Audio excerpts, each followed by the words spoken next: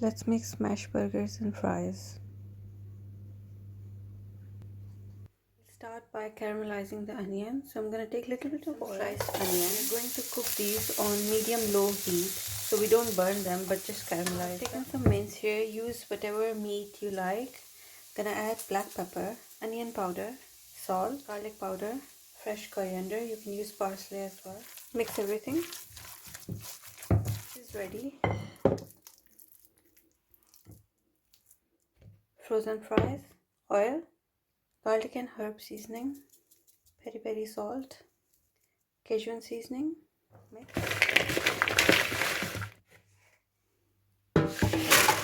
Air fry for 15 minutes. Shake halfway through.